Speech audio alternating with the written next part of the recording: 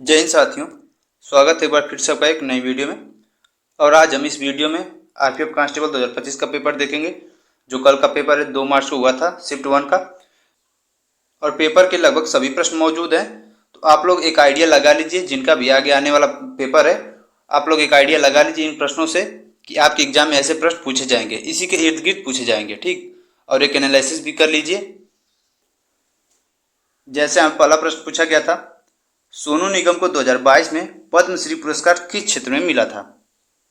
सोनू निगम 2022 को किस क्षेत्र में पद्मश्री पुरस्कार मिला था? तो किस क्षेत्र में? कला के क्षेत्र में। सोनू निगम किससे संबंधित है? कला के क्षेत्र से।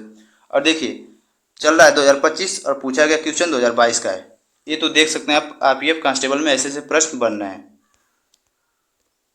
अगला प्रश्न पूछा गया था, भारत का पहला क्षेत्रीय ग्रामीण बैंक कौन सा था? तो भारत का पहला क्षेत्रीय ग्रामीण बैंक कौन सा था? प्रथमा बैंक, जो कि उत्तर प्रदेश के मुरादाबाद में था और स्थापना हुई थी 2 अक्टूबर 1975 को। और यह बैंक सिंडिकेट बैंक द्वारा प्रायोजित था, ठीक। अगला प्रश्न पूछा गया था, इनमें से कौन सा खरीफ फसल का उदाहरण है? 4 ऑप्शन दिए थे खरीफ फसल के, कि इसमें से पूछा गया था खरीफ फसल के कौन से उदाहरण है। ऑप्शन नहीं हमें पता, अगर ऑप्शन आप लोगों को पता हो तो कमेंट बॉक्स में जरूर पिन करें। तो खरीफ फसलें होती हैं अनाज, दालें, तिलहन और वाणिज्यिक फसलें। तो इसमें से अगर 4 ऑप्शन में से कोई एक था तो वही आंसर था, खरीफ फसल का उदाहरण, ठीक। अगला प्रश्न पूछा गया था, बस्तर दुर्ग का संबंध भारत के किस राज्य से है? बस्तर दुर्ग का संबंध भारत के किस राज्य से है? छत्तीसगढ़। बस्तर का पठार कहाँ पे? छत्तीसगढ़, या फिर बस्तर का दुर्ग छत्तीसगढ़। अगला प्रश्न पूछा गया था, संविधान सभा के ड्राफ्टिंग कमेटी के अध्यक्ष कौन थे? संविधान सभा के ड्राफ्टिंग कमेटी के अध्यक्ष डॉक्टर बी आर अम्बेडकर। और देखिए, इतना मान के चलिए कि पॉलिटी से 3 से 4 क्वेश्चन फिक्स हैं, 4 से 5 क्वेश्चन लगभग। और खास करके संविधान संशोधन से मौलिक कर्तव्य हो गए और मौलिक अधिकार, और कुछ मोस्ट इंपॉर्टेंट जैसे राष्ट्रपति, प्रधानमंत्री, इस यहाँ से पॉलिटी से क्वेश्चन ज़्यादा बन रहे हैं, ठीक। और 4 से 5 क्वेश्चन, तो आप लोग पॉलिटी को भी एक बार शॉर्ट रिवीजन करके जाएं अच्छे से।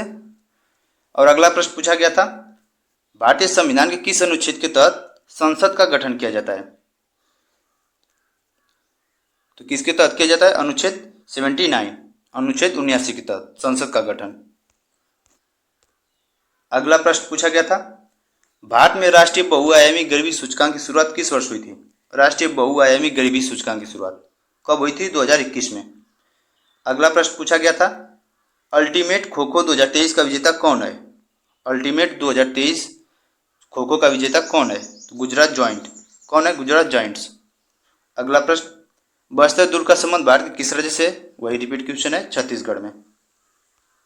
अगला प्रश्न पूछा गया था, एलिफेंटा उत्सव हर साल किस महीने मनाया जाता है? एलिफेंटा उत्सव हर साल किस महीने मनाया जाता है? फरवरी महीने में, जो कि महाराष्ट्र में। अगला प्रश्न, इनमें से कौन सा पूर्वोत्तर राज्य का नृत्य है? पूर्वोत्तर राज्य का नृत्य 4 ऑप्शन दिए थे, उसमें देखना था पूर्वोत्तर राज्य का कौन सा नृत्य है। तो छऊ कहाँ का है? पूर्वोत्तर राज्य का। और आप लोगों को कमेंट बॉक्स में बताना है कि छऊ किस राज्य में मनाया जाता है, स्पेशल किस राज्य में। और इसका आंसर आप लोग जरूर कमेंट बॉक्स में करें। देखिए, अगर नहीं पता तो गूगल पे जाइए, सर्च कीजिए, या फिर बुक्स में ढूंढिए। जितना आप चीज़ों को खोजेंगे उससे ज़्यादा नॉलेज मिलेगा। जब जाएंगे छऊ के बारे में आप सर्च करेंगे गूगल पे, तो पूर्वोत्तर राज्य के और नृत्य मिलेंगे। हो सकता है उससे भी एग्जाम में क्वेश्चन बन जाए। तो आप लोग अच्छे से जाइए, इसको जरूर खोजें कि छऊ कहाँ का नृत्य है। एक और प्रश्न पूछा गया था, नागर शैली में बने वल्लभी मंदिर का आकार कैसा होता है? नागर शैली में बने वल्लभी मंदिर का आकार कैसा होता है? कैसा होता है? वर्गाकार। अगला प्रश्न पूछा गया था, सरदार स्वर्ण सिंह समिति का संबंध किस संशोधन से है? देखिए, जो मुख्य मुख्य समिति है संविधान संशोधन की, उसको रट डालिए आप लोग। 1-2 क्वेश्चन उससे भी आ रहे हैं। जैसे यहाँ पे सरदार स्वर्ण सिंह समिति 42वें संविधान संशोधन से संबंधित है, एक क्वेश्चन संशोधन से फिक्स है। अगला प्रश्न पूछा गया था, जगन्नाथपुरी का संबंध निम्न में से किससे है? 4 ऑप्शन थे, तो जगन्नाथपुरी का संबंध रथ यात्रा से है। अगर रथ यात्रा ऑप्शन में था तो उसका आंसर रथ यात्रा होगा। अगला प्रश्न पूछा गया था, भारतीय संविधान का अनुच्छेद 42 का संबंध किससे है? तो 42 क्या कहता है? इस अनुच्छेद में कहा गया कि राज्य को उचित और मानवीय कार्य स्थितियां सुनिश्चित करनी चाहिए। उचित और मानवीय कार्य स्थितियां सुनिश्चित करनी चाहिए, आर्टिकल 42। अगला प्रश्न पूछा गया था, पंचवर्षीय योजनाएं कौन तैयार करता है? पंचवर्षीय योजनाएं कौन तैयार करता है? नीति आयोग, जिसका पहले नाम था योजना आयोग। 2015 में नीति आयोग नाम कर दिया गया। तो कौन था? नीति आयोग। अगला प्रश्न था, राजस्थान का गणगौर त्योहार कितने दिन तक चलता है? गणगौर त्योहार 16 से 18 दिन, 16 से 18 दिन। अगला प्रश्न था, भारतीय संविधान में अनुच्छेद 12 से 35 किस भाग में है? 12 से 35 भाग 3, जो कि मौलिक अधिकार को बताता है। किसको? मौलिक अधिकार को। देखिए, भाग 3 से भाग 4 से 2 क्वेश्चन थे, तो इसको भी अच्छे से ध्यान रखें। एक आर्टिकल 42 पूछा गया था और यहाँ पूछ लिया गया है कि 12 से 35, तो भाग 3 में। अगला प्रश्न है, भारत को चीन से कौन सा दर्रा जोड़ता है? भारत को चीन से कौन सा दर्रा? तो 4 ऑप्शन थे, तो 4 ऑप्शन तो नहीं पता, लेकिन नाथुला दर्रा जोड़ता है, अघिल दर्रा, काराकोरम, गलियारा जोड़ता है। अगर ये 3 ऑप्शन में थे, 3 ऑप्शन में से कोई एक था, तो उसका आंसर वही होगा, भारत को चीन से जोड़ने वाला दर्रा।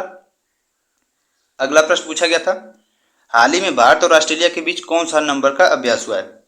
हाल ही में जो ऑस्ट्रेलिया के साथ हुआ है, तो हाल ही में तो अभी आस्ट्रा हिंद हुआ है का 3रा संस्करण, जो कि 8 से 21 नवंबर 2024 तक चला था। ठीक।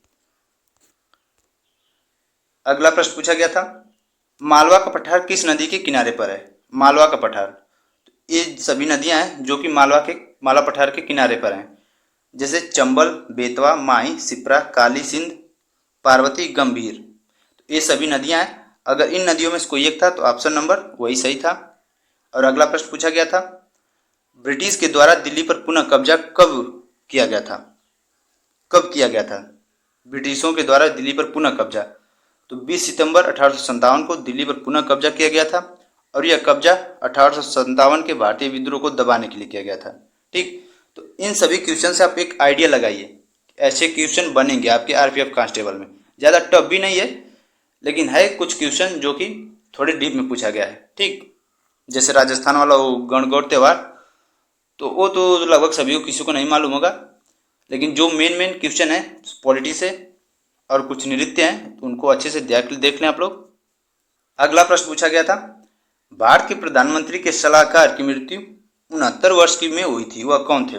79 वर्ष में हुई थी, वह कौन थे? तो कौन थे? विवेक देवरा का 69 वर्ष की आयु में निधन हो गया था, जो कि प्रधानमंत्री नरेंद्र मोदी के सलाहकार थे और एक अच्छे अर्थशास्त्री थे।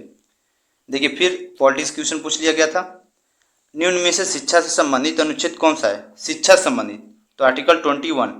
आर्टिकल 21, इसमें 4 ऑप्शन थे, जिसमें कि आर्टिकल 21 था शिक्षा से, और बाकी 3 ऑप्शन में थे और नहीं थे शिक्षा से। तो इसी के साथ ये थे कुछ क्वेश्चन जो मिले आरपीएफ कांस्टेबल 2 मार्च के।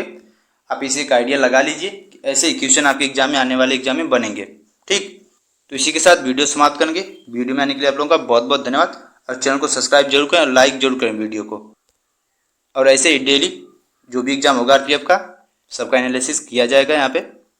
ठीक। वीडियो में आने के लिए आप लोगों का बहुत बहुत धन्यवाद।